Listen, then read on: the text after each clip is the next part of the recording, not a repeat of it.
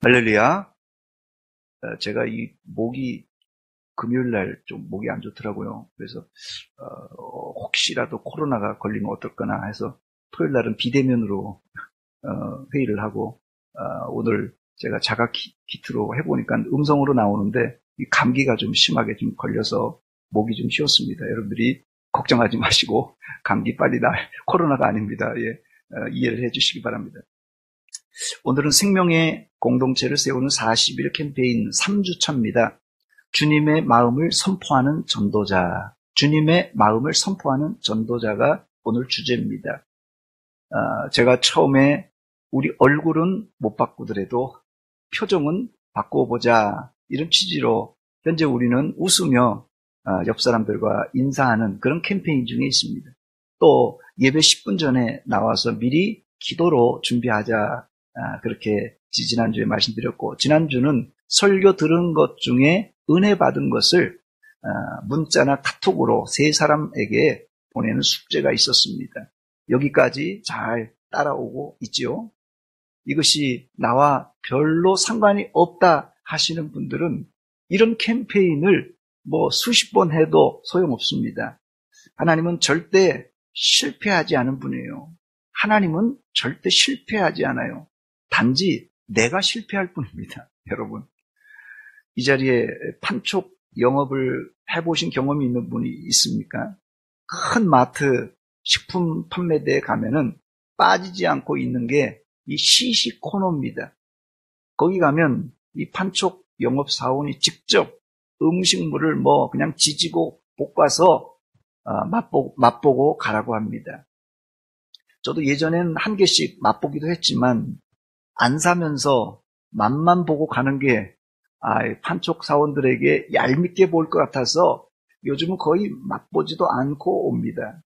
그러나 이 판촉하시는 분들은 저처럼 안 살 건지 알면서도 맛보고 가라고 애원을 합니다. 왜 그럴까요? 저는 이것이 판촉 영업의 비밀이라고 생각되는데, 사람에게 오감이 있습니다. 일반적으로 오감 중에 후각과 미각이 아주 예민합니다. 이 미각과 후각은 한번 우리가 맛을 느끼면 우리 뇌 속에 이제 기억을 해둔다고 합니다.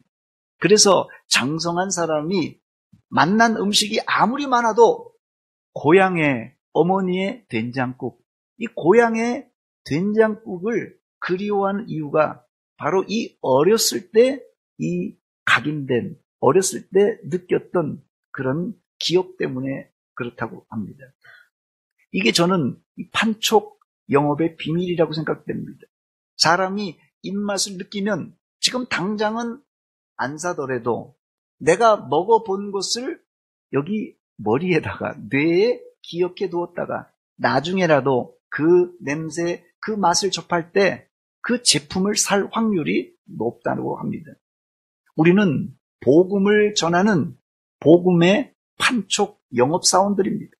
혹시 사람들이 복음을 들어도 시큰둥할지라도 우리가 복음을 전해야 되는 이유는 이 복음을 듣고 전에 복음의 맛을 경험했던 사람들이 복음에 반응할 가능성이 높다는 것입니다.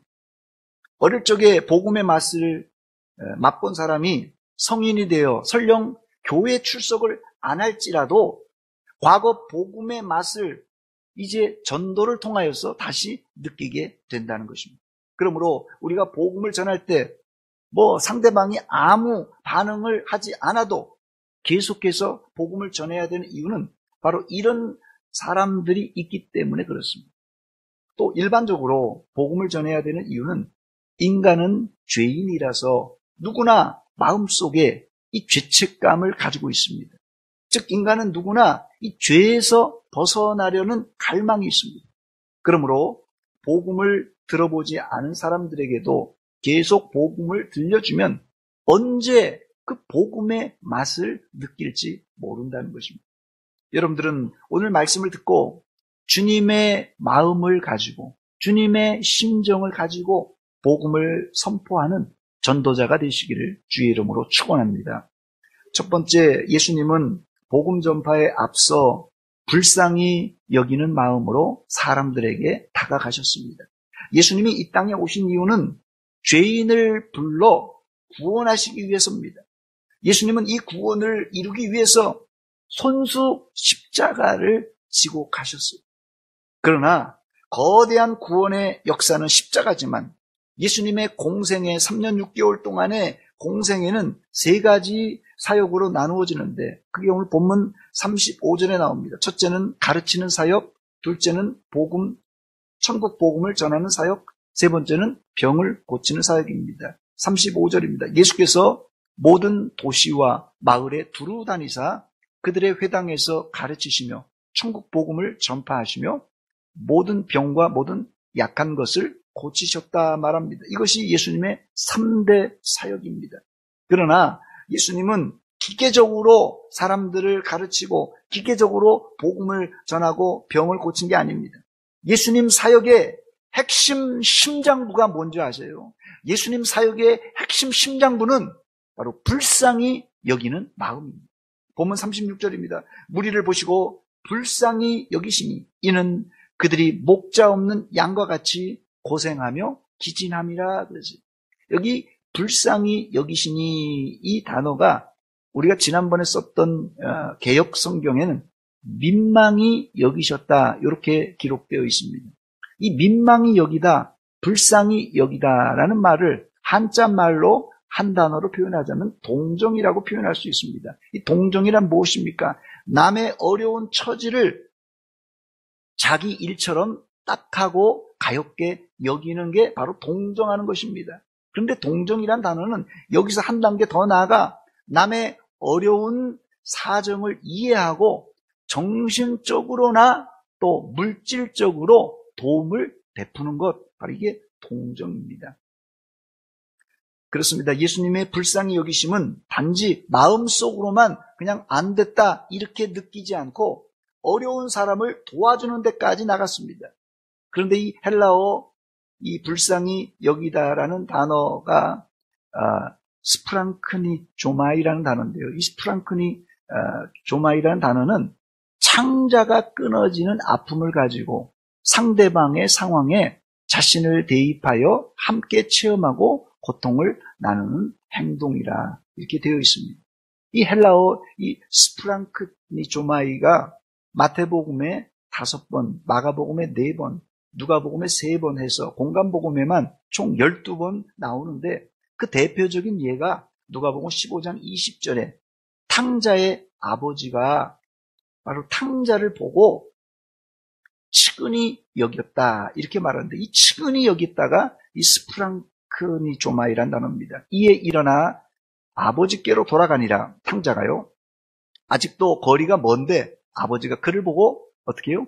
측은히 여겨. 이게 불쌍히 여겨서란 그런 뜻입니다. 이것을 의역하자면 탕자의 아버지가 아들을 불쌍히 여겨 자기 창자가 끊어지는 아픔으로 돌아온 아들을 끌어안고 뜨거운 눈물을 흘린 겁니다. 이게 누구의 마음이라고요? 바로 예수님의 불쌍히 여기는 마음입니다. 이번 생명의 공동체를 세우는 40일 캠페인을 통하여 우리의 마음도 이런 불쌍히 여기는 마음을 갖기를 바랍니다. 돌아온 탕자를 맞이하는 태도는 성경에 2가지 나옵니다. 아버지의 불쌍히 여기는 마음과 큰아들의 냉랭한 마음입니다. 아버지는 유산으로 받은 그 많은 돈을 어디다 썼느냐? 묻지도 따지지도 않고 아들이 살아온 것만으로도 감격하여 그 아들을 끌어안아 주었습니다. 그러나 세상에서는 보통 큰아들의 태도를 취합니다. 너 내가 나가지 말라고 그랬지. 형 얘기를 왜 안 들어? 너 그 많은 돈 어디다 갖다 썼느냐? 여자를 꼬시는데 술 먹고 허랑방탕하는데 썼지. 친구한테 사기당했지. 이게 큰아들의 태도입니다. 사실 큰아들이 이렇게 하는 이유가 있는데 그 이유는 재발 방지 차원입니다. 한 번 나간 동생이 또 나갈 가능성이 높기 때문입니다. 그러나 아버지의 마음은 혹시 속을지라도 불쌍히 여겨 끌어안아주고 입을 맞춰주는 것입니다. 이렇게 하면 탕자가 아버지를 몇 번 더 속일까요? 그냥 돌아온 탕자를 혼내지도 않고 묻지도 따지지도 않고 그 품어주니까 이게 습관이 돼서 몇 번 탕자가 이런 나쁜 짓을 저지를까요? 성경에 나오진 않지만 탕자가 또 아버지의 재산을 받아서 나갔을 가능성을 배제할 수 없습니다. 이 전과자들이 이렇게 한 번 짓는 게 어렵지 두 번, 세 번은 더 쉽다고 그러더라고요. 탕자가 충분히 재범할 수 있습니다. 그러나 탕자도 자신을 조건 없이 받아주신 아버지의 사랑을 자기의 마음으로 확인했다면 아마 다시 나가지 않았을 것입니다. 여러분, 지금 우리 교회 안에는 큰아들의 생각이 대세입니까? 아니면 아버지의 무조건적인 사랑이 대세입니까?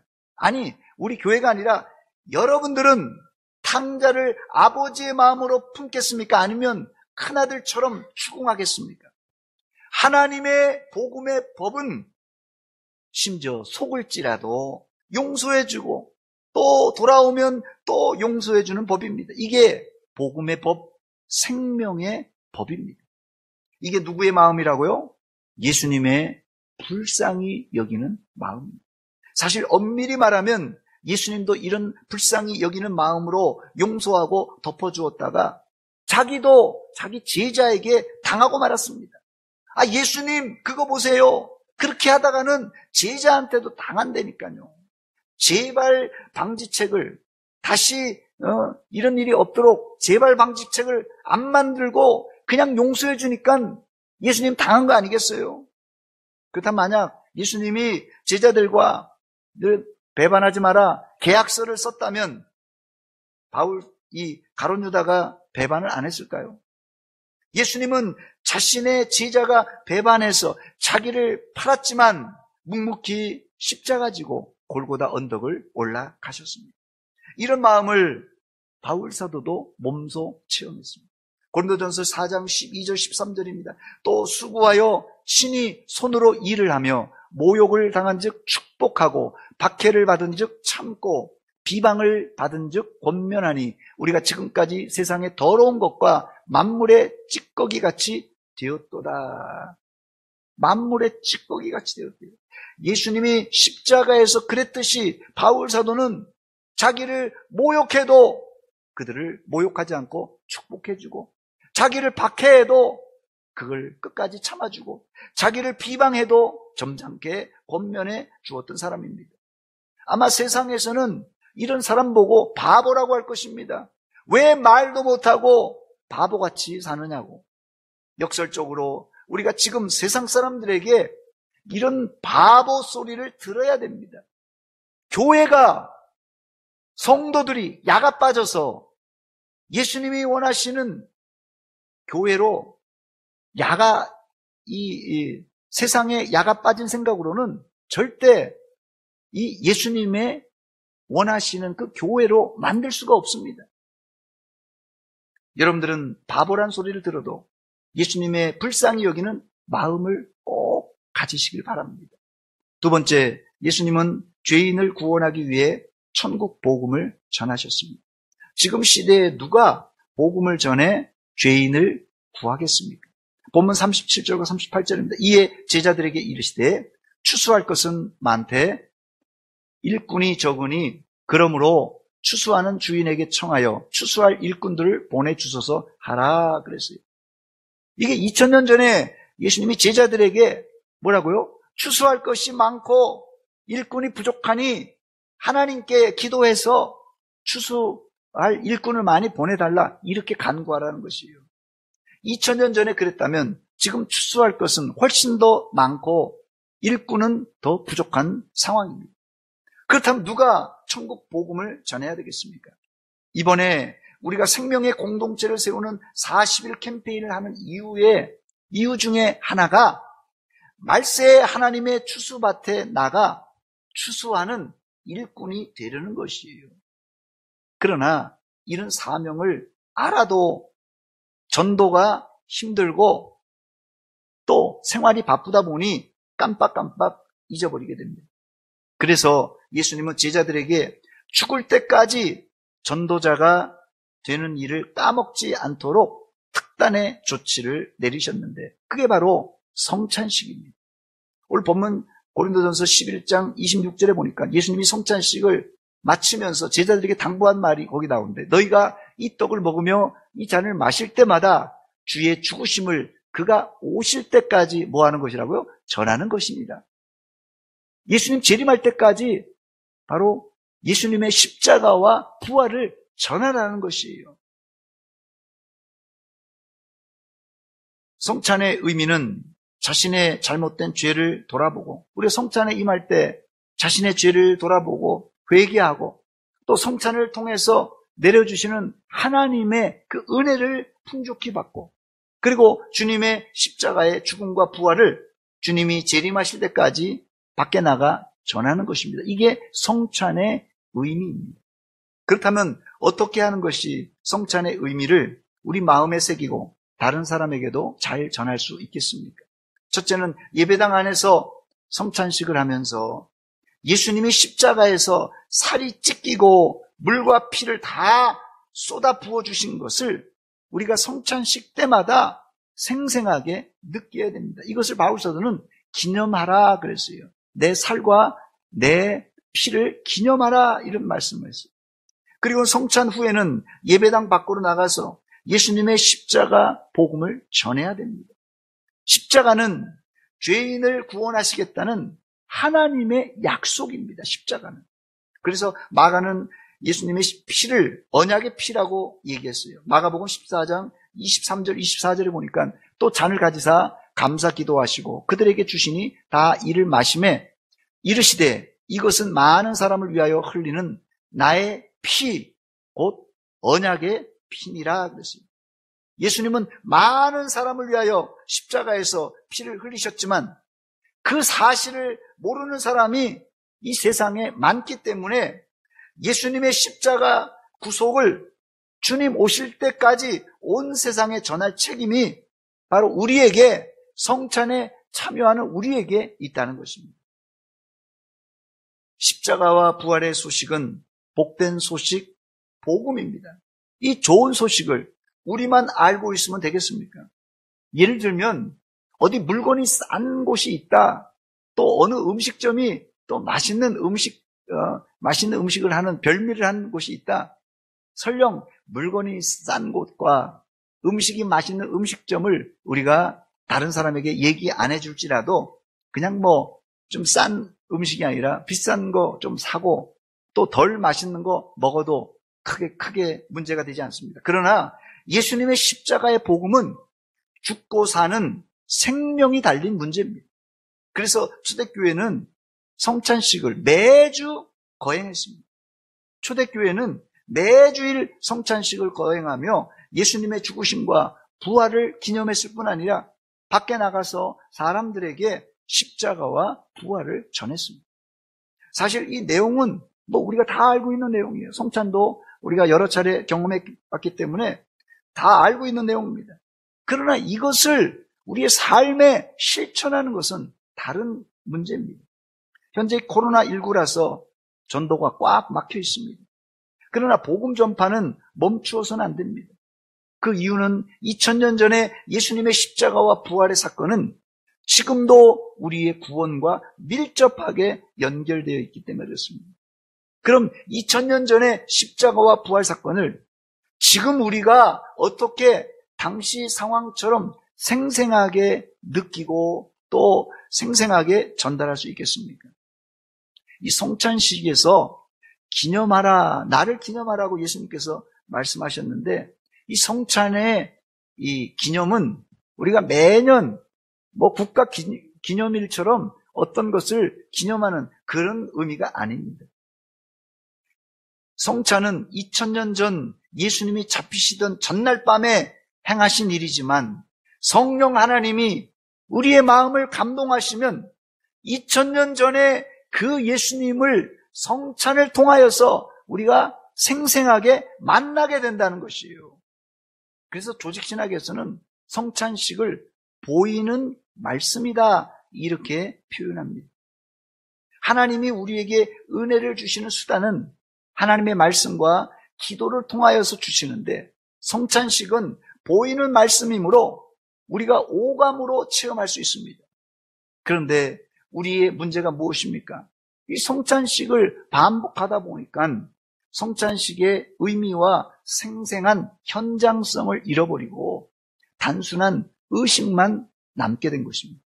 이번 생명의 공동체를 세우는 40일 캠페인을 통하여서 우리가 이런 예배와 성만찬 가운데 주님이 함께 하심을 생생하게 체험하시기를 주의 이름으로 축원합니다.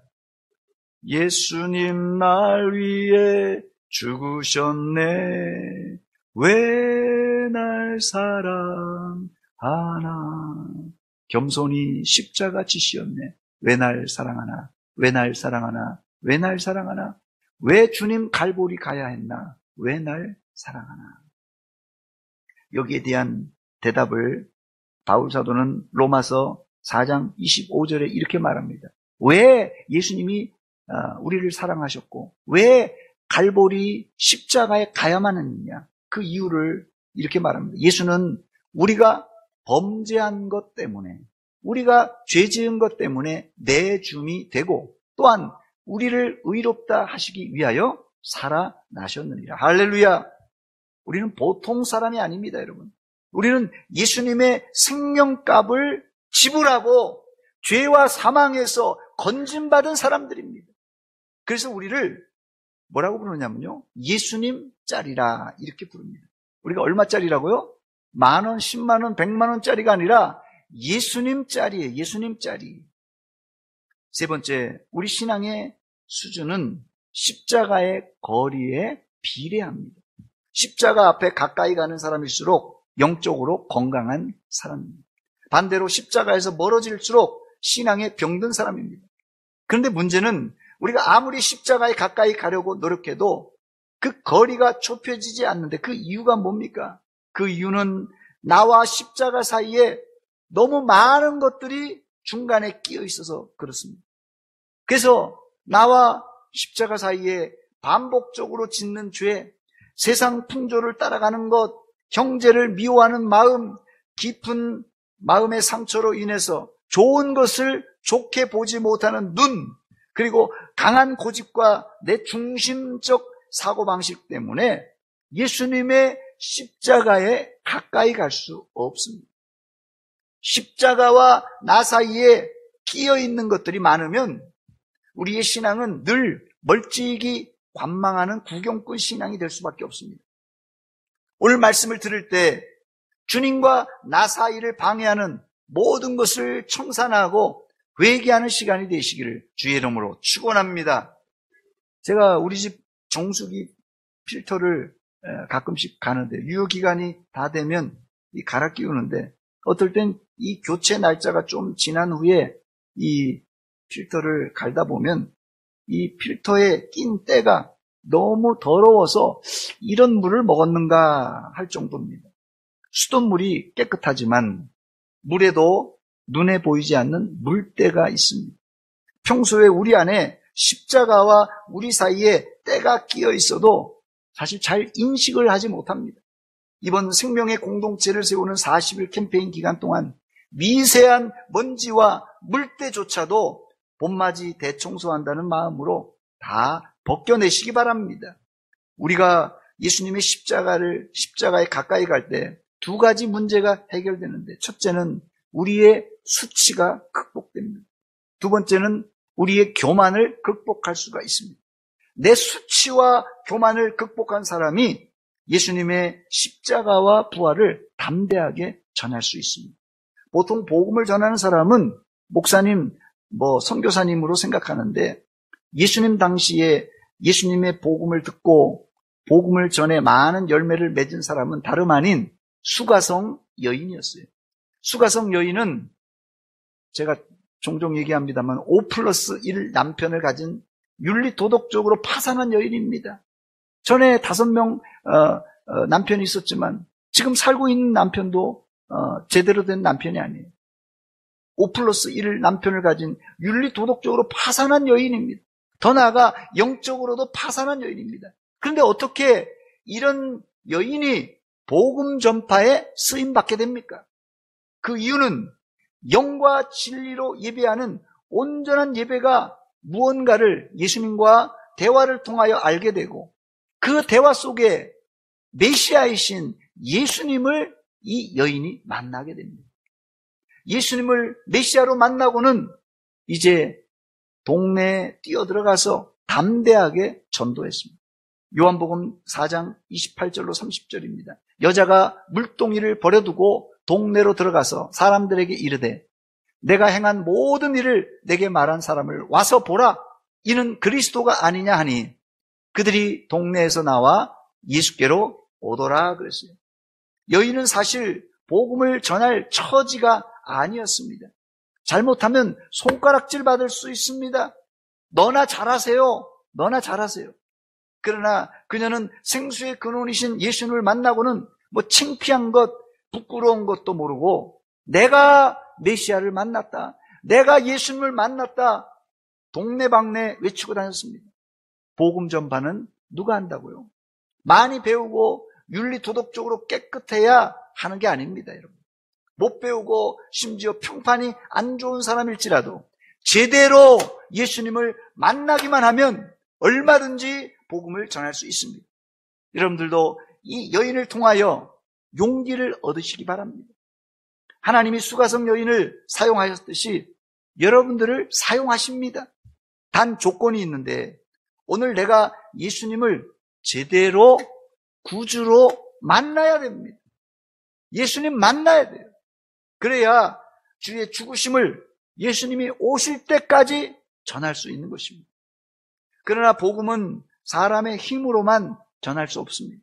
그래서 예수님은 복음 전파할 때 성령의 능력을 의지하라고 하셨습니다.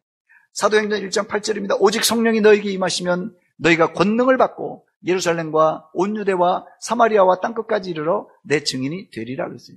여기 뭐가 오직 성령이 너에게 임하시면, 오직입니다. 오직. 다른 방법이 없어요. 성령이 임하셔야지 예루살렘, 온 유대, 사마리아, 땅끝까지 이르러 예수님의 증인이 될 수 있는 것입니다.